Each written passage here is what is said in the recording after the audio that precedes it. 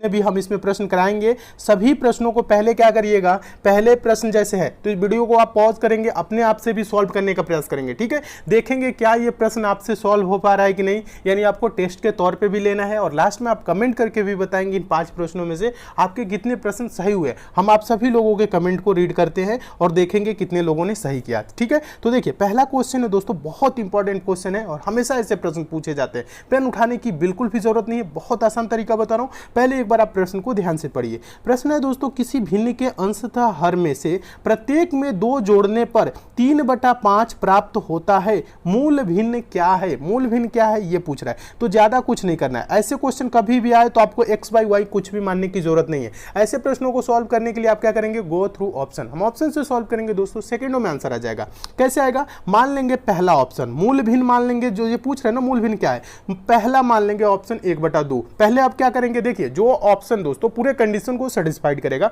वही ऑप्शन क्या होगा, आपका आंसर होगा। तो यहां कह रहा है किसी भिन्न के अंश तथा हर में प्रत्येक में 2 जोड़ने पर, तो यानी कि अंश कौन होता है, ऊपर वाला 2 इसमें जोड़ दीजिए, हर कौन होता है, नीचे वाला, इसमें भी 2 जोड़िए। तो ये क्या हो रहा है दोस्तों, 1 और 2 जोड़ेंगे 3, 3/4 हो रहा है। ये 3/5 की बात कर रहे हैं, तो पहला ऑप्शन नहीं होगा। दूसरे में क्या करेंगे, अंश में भी 2 जोड़िए और हर में भी क्या करिए 2 जोड़िए। जोड़ने पे 1 2 जोड़ेंगे 3 और नीचे जोड़ेंगे तो 3 2 5, ये 3/5 हो रहा है। क्या हो रहा है दोस्तों, ध्यान दीजिएगा, ये 3/5 हो रहा है और यहां पे बोल रहा है कि अंश और हर प्रत्येक में 2 जोड़ने पर 3/5 प्राप्त होता है। तो मूल भिन्न क्या है, तो दोस्तों मूल भिन्न है 1/3। 1/3 में दोस्तों हम अंश और हर में 2 जोड़ेंगे तो 3/5 प्राप्त हो रहा है। क्या इसके लिए आपको xy कुछ मानने की जरूरत है, बिल्कुल भी नहीं। पेन उठाने की भी जरूरत नहीं है, बस हम आपको समझाने के लिए लिखे हैं ताकि आप अच्छे तरीके से समझ सके। तो इसका आंसर हो जाएगा 1/3, ऑप्शन नंबर बी। तो दोस्तों हम उम्मीद करते हैं आप इस प्रश्न को बहुत अच्छे तरीके से समझ गए होंगे और इस टाइप के क्वेश्चन आपके एग्जाम में आएगा तो आप अच्छे से सॉल्व कर लेंगे। चलिए अब चलते हैं दोस्तों अगले क्वेश्चन की ओर।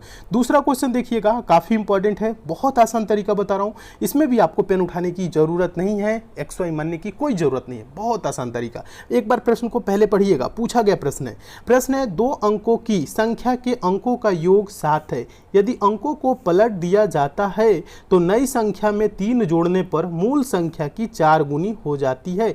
मूल संख्या क्या है, मूल संख्या क्या है ये पूछ रहे हैं। तो इसको भी क्या करेंगे दोस्तों, गो थ्रू ऑप्शन। हम ऑप्शन से सॉल्व करेंगे। देखिए यहां पे पहले प्रश्न को समझने का प्रयास करिए। जो दोस्तों ऑप्शन जो है, कभी भी आप ऑप्शन से सॉल्व करिए, जो ऑप्शन कंडीशन को सेटिस्फाइड करेगा वही क्या होगा, आंसर होगा। तो यहां कह रहे हैं 2 अंकों की संख्या के अंकों का योग 7 है। तो पहला ऑप्शन लेंगे तो 34 है। अंकों का योग क्या है, 3 और 4, अंकों का योग मतलब 3 + 4, ये जोड़ने पे क्या हो रहा है, 7 हो रहा है। कह रहे हैं यदि अंकों को पलट दिया जाए, अंकों को पलटेंगे तो ये क्या हो जाएगा, 43 हो जाएगा। ये 43 हो गया, बोल रहा है तो नई संख्या में 3 जोड़ने पे, अब इसमें क्या करिए 3 जोड़ दीजिए तो मूल संख्या की 4 गुनी हो जाती है। तो ये क्या हो जाएगा, जोड़ने पे 46 हो जाएगा। क्या ये 34 का 4 गुना है, ध्यान दीजिएगा, 34 का 4 गुना 46 होगा, नहीं, पहला ऑप्शन गलत। अब देखिए बोल रहा है दूसरे ऑप्शन में चलेंगे, 2 अंकों की संख्या के अंकों का योग 7 है, 61 है, यानी 6 + 1 जोड़ेंगे तो क्या होगा 7। अब बोल रहा है दोस्तों, यहां पे बोल रहा है यदि अंकों को पलट दें, अंकों को पलट देंगे तो ये 16 हो जाएगा, ठीक है, और उसमें 3 जोड़ेंगे, ठीक है, तो ये 19 होगा। मूल संख्या का क्या ये 4 गुना होगा, 61 का 4 गुना 19 होगा, बिल्कुल भी नहीं होगा। ये ऑप्शन भी क्या होगा, गलत। जब 2 ऑप्शन गलत हो गए, अब क्या करेंगे, तीसरा देखेंगे। ये 25 है, ठीक है, ये 25 है, बोल रहा है 2 अंकों की संख्या के अंकों का योग 7 है, तो यहां पे 2 + 5 करेंगे तो क्या होगा दोस्तों, 7 होगा। फिर कह रहा है यदि अंकों को पलट दिया जाता है, अंकों को यहां पे पलटेंगे तो दोस्तों ये क्या हो जाएगा, 52 हो जाएगा। 2 5 है तो 52, 52 हो गया। और कह रहा है तो नई संख्या में 3 जोड़ने पे, 52 में दोस्तों 3 जोड़ेंगे तो क्या होगा, 55 होगा। और बोल रहा है मूल संख्या की 4 गुनी हो जाएगी। क्या ये मूल संख्या की 4 गुना है, 55 होगा। 25 का 4 गुना 55 होगा, नहीं होगा। तो ऑप्शन नंबर सी भी गलत। जब दोस्तों 3 ऑप्शन गलत होते हैं तो चौथा ऑप्शन को मिलाने की जरूरत नहीं है, चौथा ऑप्शन आपका ऐसे ही सही हो जाएगा, ठीक है। देखिए अब चाहे तो आप इसको मिला के भी देख सकते हैं, लेकिन पेपर में आप मिलाइएगा नहीं। ध्यान दीजिए कैसे। अब यहां पे कह रहा है 2 अंकों की संख्या के अंकों का योग 7 है, ये 16 है, तो 16 1 और 6 से मिलकर बना है, 1 और 6 को जोड़ेंगे तो क्या होगा 7, ठीक है। पहला कंडीशन को सेटिस्फाइड करें।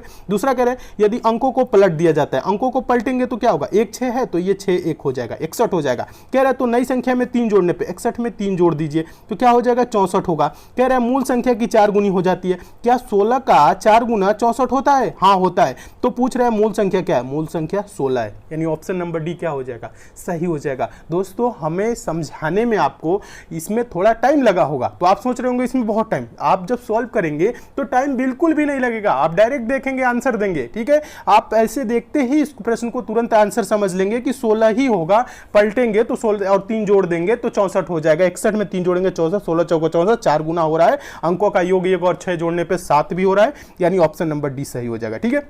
बस समझाने में टाइम लगा है, लेकिन प्रश्न को सॉल्व करने में आपको टाइम बिल्कुल भी नहीं लगेगा, ठीक है। ये इंपॉर्टेंट प्रश्न है, इसे भी नोट जरूर करिए। और एक बात और बता दूं, क्वेश्चन दोस्तों आपको अच्छा लग रहा है, समझ में आ रहा है तो वीडियो को लाइक और शेयर जरूर कर दीजिए। चैनल पे नए हैं तो चैनल को दोस्तों आप लोग सब्सक्राइब भी कर लीजिए, नोटिफिकेशन बेल को भी दोस्तों जरूर ऑन कर लीजिएगा, ताकि आगामी एग्जाम के लिए हम जितने भी इंपॉर्टेंट वीडियो दे उसकी आपको नोटिफिकेशन मिले, ठीक है। तो अभी तक नहीं जुड़े हैं चैनल से, जरूर जुड़िए दोस्तों, इस चैनल से आपको बहुत लाभ मिलेगा।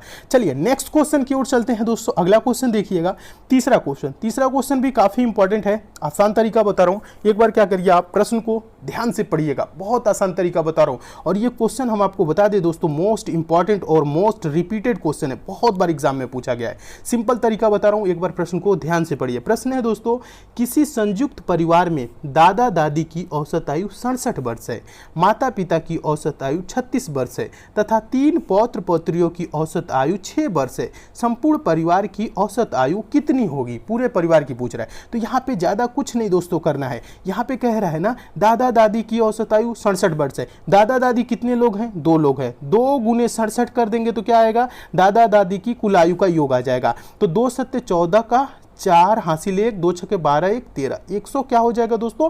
34, 134 वर्ष हो गया। फिर कह रहे हैं माता पिता की औसत आयु 36 वर्ष है, तो 2 गुने क्या करेंगे दोस्तों? 36। माता पिता की कुल आयु का योग क्या होगा? 36 गुना के 72, 72 वर्ष हो गया। फिर कह रहा है दोस्तों 3, ध्यान दीजिएगा, सॉरी यहाँ कट गया है, यहाँ पे फिर से मैं लिख देता हूँ। देखिए दादा दादी हैं तो 2 गुने 67 बराबर क्या होगा दोस्तों? 134, ठीक है, ये हो गया। फिर यहाँ पे कौन है दोस्तों? माता पिता है 36 वर्ष, 2 गुने क्या करेंगे? ये 67 है, ध्यान दीजिएगा, 2 गुने क्या कर देंगे दोस्तों? 36, तो 36 गुना किनका हो गया? 72। फिर यहाँ पे बोल रहा है दोस्तों 3 पौत्र पौत्रियों की औसत आयु 6 वर्ष है। कितने हैं? 3 पौत्र पौत्री हैं और औसत आयु क्या है? 6, तो 6 गुने 3 करेंगे तो क्या हो जाएगा? 18। सब जोड़ लीजिए, ध्यान दीजिएगा, जोड़ना कैसे? टोटल कितने लोग हैं? दादा दादी 2 लोग, माता पिता 2 लोग और 3 पौत्र पौत्री, 2 2 4 3 7, 7 लोग हैं। ध्यान दीजिएगा यहाँ पे ये 7 है। 7 लोगों की टोटल आयु का योग क्या होगा दोस्तों? जोड़िए, 4 2 6 8 6 14 का यहाँ पे हो जाएगा 4 हासिल 1, 7 3 10 1 11 12 के 2 हासिल 1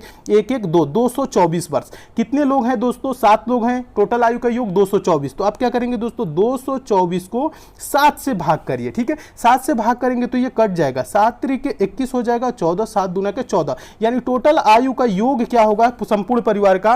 32 वर्ष होगा। देखिए 32 वर्ष किस ऑप्शन में है? देखेंगे ऑप्शन नंबर आपका बी में दिया है 32 वर्ष, तो ये आपका ऑप्शन नंबर बी दोस्तों क्या हो जाएगा?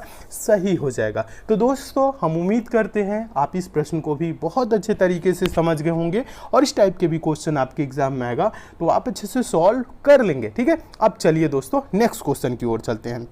अगला क्वेश्चन देखिएगा, अगला क्वेश्चन आपका ये रहा, चौथा क्वेश्चन। चौथा क्वेश्चन बहुत इंपॉर्टेंट है, मोस्ट इंपॉर्टेंट और मोस्ट रिपीटेड क्वेश्चन है। और इस प्रश्न को दोस्तों, इस टाइप के प्रश्न हम आपको पहले भी कराए हैं, फॉर्मूला भी बताए हैं। अगर आपको फॉर्मूला याद होगा तो आप डायरेक्ट आंसर देंगे। देखिएगा अभी हम आपको फिर से बता रहे हैं क्योंकि पूछा गया प्रश्न है ये, और ऐसे प्रश्न हमेशा पूछे जाते हैं। नोट जरूर करिएगा, वीडियो को पॉज करके अपने आप से भी सॉल्व करने का प्रयास दोस्तों जरूर करिए। क्वेश्चन है दोस्तों, 15,000 रुपए की राशि पर 2 वर्ष के लिए, देखिएगा 2 वर्ष के चक्रवृद्धि ब्याज और साधारण ब्याज के बीच 96 रुपए का अंतर है, वार्षिक ब्याज दर कितनी होगी? अब ध्यान दीजिए, ज्यादा कुछ नहीं करना है। 2 वर्ष के चक्रवृद्धि ब्याज और साधारण ब्याज के अंतर संबंधित प्रश्न कभी भी आएगा तो हम आपको एक फॉर्मूला बताए थे। क्या बताए थे? डी बराबर यानी डिफरेंस बराबर PR² अपान 100 का स्क्वायर, ये फॉर्मूला हम आपको बताए थे, याद भी होगा। अंतर कितना है दोस्तों? 96 रुपए का, तो डी की जगह हम लिखेंगे क्या? 96, ठीक है। और यहाँ पे P प्रिंसिपल क्या है? 15,000। मूलधन क्या है दोस्तों? राशि क्या है? 15,000, तो यहाँ पे P की जगह कर देंगे 15,000 रुपए, ठीक है।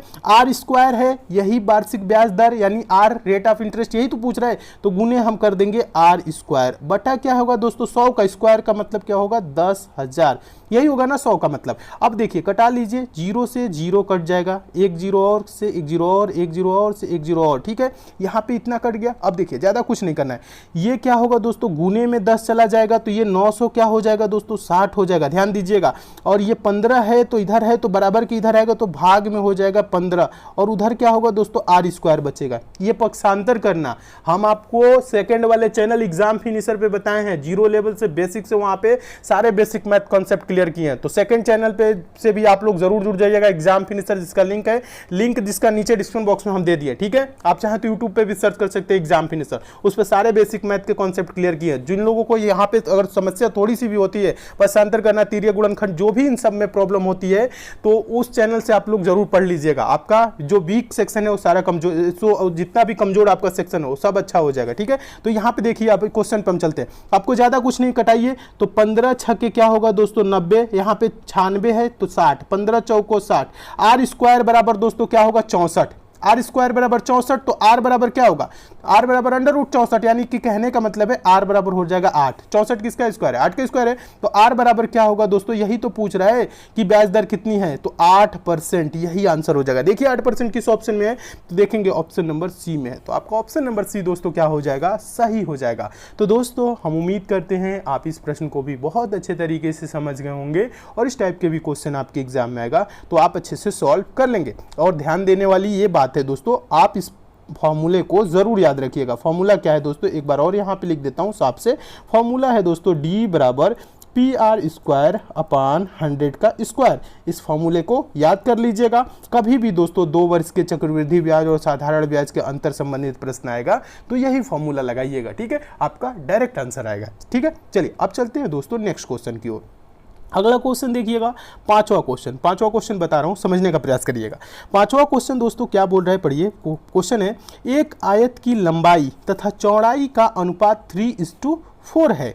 यदि आयत का परिमाप 140 सेंटीमीटर है तो आयत की लंबाई क्या है, ठीक है। यहाँ पे ध्यान दीजिए, तो आपको ज़्यादा कुछ नहीं करना है, एक आयत आप बना लीजिए। आयत इस प्रकार से होगा, ध्यान दीजिएगा, ठीक है, ये ठीक है, ये आपका आयत हो गया। आयत की क्या दिया है, लंबाई और चौड़ाई का अनुपात दिया है 3:4। ये लंबाई मान लेते हैं 3 और चौड़ाई मान लेते हैं 4, ठीक है, आप ऐसे मान लीजिएगा, ठीक है। अब यहाँ पे ध्यान दीजिए, ज़्यादा कुछ नहीं करना है। कह रहा है यदि आयत का परिमाप 140 सेंटीमीटर है, तो ये देखिए जब ये लंबाई 3 है तो इधर भी क्या होगा 3, ये चौड़ाई 4 है तो ये भी क्या होगा 4 यानी 4 होगा। अब परिमाप क्या होता है, परिमाप मतलब चारों भुजाओं का योग, ठीक है। यहाँ पे किस परिमाप मतलब जितने भी भुजाएं हैं, ठीक है, इसमें 4 भुजाएं हैं, 3 भुजाएं त्रिभुज होगी तो तीनों भुजाओं का योग, ठीक है, इस प्रकार समझिएगा। तो आप इसमें रेशियो में ये दिया है ना 3:4, तो आप इसको करिए 3 क्या होगा 3 4 7 हो जाएगा, और ये 3 4 7 7 14, चारों को जोड़ेंगे तो क्या होगा दोस्तों 14 रेशियो। 14 रेशियो बराबर, ध्यान दीजिएगा यहाँ पे ये आपका 14 है, ठीक है। 14 रेशियो बराबर क्या है दोस्तों 140 सेंटीमीटर है, तो एक रेशियो बराबर क्या होगा दोस्तों 10 सेंटीमीटर होगा। क्या होगा दोस्तों 10 सेंटीमीटर, यहाँ पे ध्यान दीजिएगा, ये क्या है दोस्तों 10 सेंटीमीटर है, एक रेशियो बराबर। अब यहाँ पे पूछ रहा है तो आयत की लंबाई का रेशियो क्या है दोस्तों, यहाँ पे देखिएगा लंबाई का रेशियो 3 है। यहाँ पे लंबाई का, यहीं पे बहुत से स्टूडेंट कंफ्यूज हो जाते हैं, लंबाई को 4 मान लेंगे, नहीं, लंबाई का रेशियो 3 दिया है और चौड़ाई का रेशियो क्या दिया है 4 दिया है। तो 3 रेशियो बराबर क्या होगा, एक रेशियो बराबर 10, तो दोस्तों 3 रेशियो बराबर क्या होगा 10 या 30, यानी तो इसका दोस्तों जो लंबाई होगा वो क्या होगा 30 सेंटीमीटर होगा। चौड़ाई पूछता तो क्या होगा, ये 4 है तो 40 होगा, ठीक है। आप चाहे तो 30 40 70 70 70 140 हो जाएगा, ऐसे भी जोड़ के निकाल सकते हैं। लेकिन देखिए आपको ज्यादा कुछ नहीं करना है, यहाँ पे रेशियो देखना है। लंबाई का रेशियो दोस्तों क्या दिया है 3 दिया है, तो 3 रेशियो बराबर 30 होगा। देखिए 30 किस ऑप्शन में है, देखेंगे ऑप्शन नंबर पहले में है, तो आपका ऑप्शन नंबर पहला दोस्तों क्या हो जाएगा, सही हो जाएगा। तो दोस्तों हम उम्मीद करते हैं आप इस प्रश्न को भी बहुत अच्छे तरीके से समझ गए होंगे, और इस टाइप के भी क्वेश्चन आपके एग्जाम में आएगा तो आप अच्छे से सॉल्व कर लेंगे।